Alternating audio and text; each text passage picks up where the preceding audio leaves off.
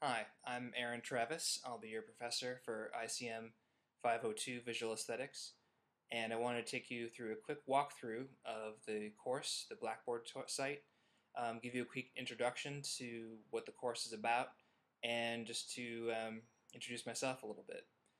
Um, so this course is not a hardcore design course, but it is designed to give you a very well-rounded idea of what is design, what is good design and bad design, how to communicate why something is good or bad, what makes it good or bad, and actually create some design yourself. So you'll get a full journey of sort of visual aesthetics and design for the interactive space.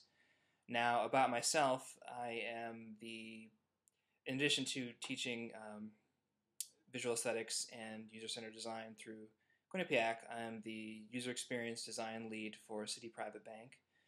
I'm doing mostly mobile apps, iPad and iPhone apps at the moment, but I do a wide range of internal and external, websites and programs.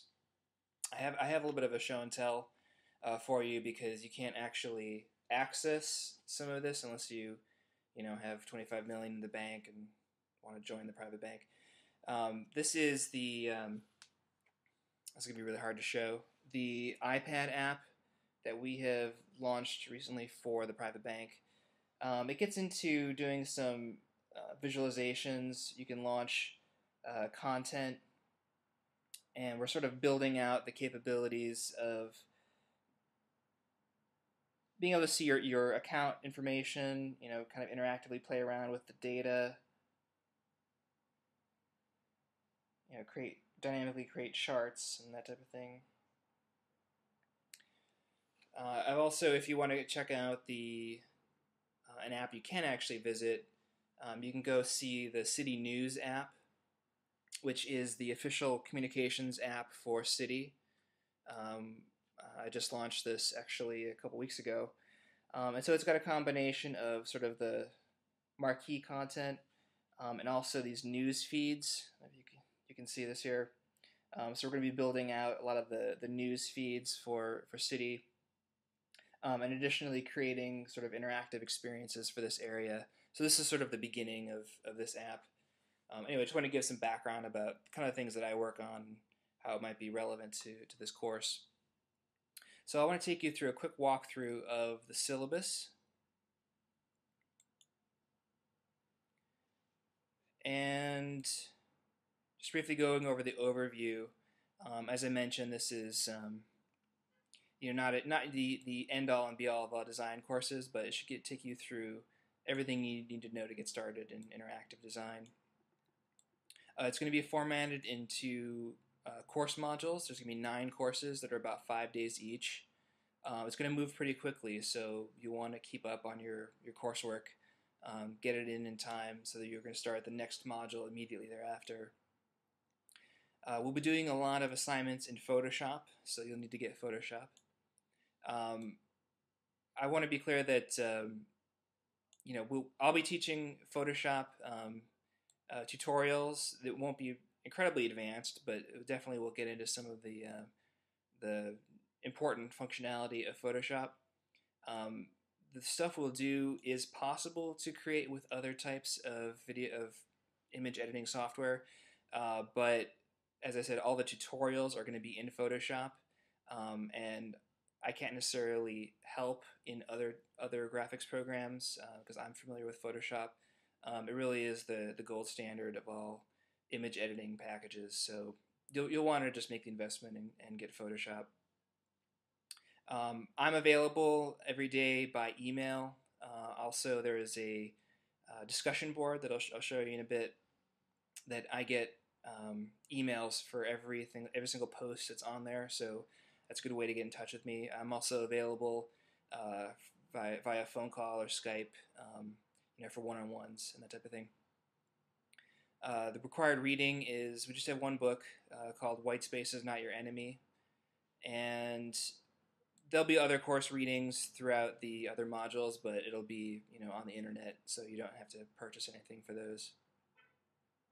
You should try to download all of the required software, make sure that works. Download Firefox and the web developer plugin, and get a Gmail account. And you should really take advantage of this Adobe discount site that the university offers. It's very discounted software. I've taken advantage of it. Not just Adobe products, but if you have any number of other things, you can buy Windows, you can buy a lot of different things very cheap. Due dates. All of the due dates, unless otherwise noted, are for 6 a.m. on the day that is given. So really the due date is sort of the day before, unless you want to stay up all night till 6 a.m. and get it finished, which, I mean, go ahead, but you probably won't want to do that. So to pay careful attention to the due dates and the times. Grading, it's a mixture of obviously content of the assignment, completeness, presentation, and tardiness. So there's a breakdown of percentages of what each of those is worth. Do try to turn in all your assignments on time, because you'll lose points very quickly if you start falling behind. It's a vicious cycle. Try to get all of your assignments in on time. If you start to fall behind on one of them, don't let it sort of cascade and fall behind on all of the rest of them. Sometimes you may need to skip one and just make sure you're on time with all of the rest of the assignments, because it is very important to get things done on time. You'll lose points very quickly.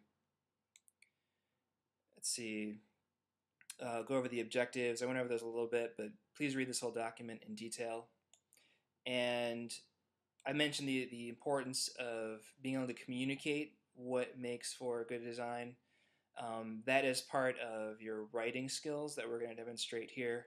You should be writing as though I am your boss. I'll tell you right now. It's a little bit different from blog kind of writing that you might be used to. You're not here to entertain me. You're here to inform me, show that you know exactly what you're talking about, that you have a good vocabulary to be able to describe what you're talking about. You can throw in a little bit of humor if you'd like, if that's part of your writing style, but definitely try to keep a professional tone in the things that you write. At least with me, if you are posting on the on the discussion forum for your fellow classmates to talk about things, then you can write however you feel like. But I definitely want you to strike a professional tone when you're writing papers. So let's take a quick look at the navigation on the left here. You'll click on the link for modules. You can't see it here yet, but all your modules will start to become posted at 6 a.m. on the day that they say they'll be posted. It's on at the same time that your other one is due at 6 a.m. The next module will become visible. The module dates are listed out here, so you can plan your calendar accordingly. Discussion board. I want you to go in and put an introduction in the introductions forum. Open discussion is for discussing anything in the course or outside of the course, any sort of new technology you want to chat about, or design, topics, bringing them up here. And then if you have any questions about the course or for me, you should put them in the questions for the professor forum thread. Again, I'll get emails anytime anything's posted to these, but try to post your questions here so that other people can benefit from the responses. We have a course blog that'll pop up, this Blogspot blog. When you have a posting that you need to do to post on a topic for a course, it will probably be here. That'll give you a chance to comment on other people's postings and them a chance to comment on yours. And I'll also, throughout the course, be putting up exemplary work that I think really just hits the nail on the head as far as the course assignment. I'll put this under this exemplars link. so you can kind of see what I believe is something you should be taking a look at as an exemplary piece of work. And that is it. So I'm looking forward to getting started and looking forward to going through the course and learn about design.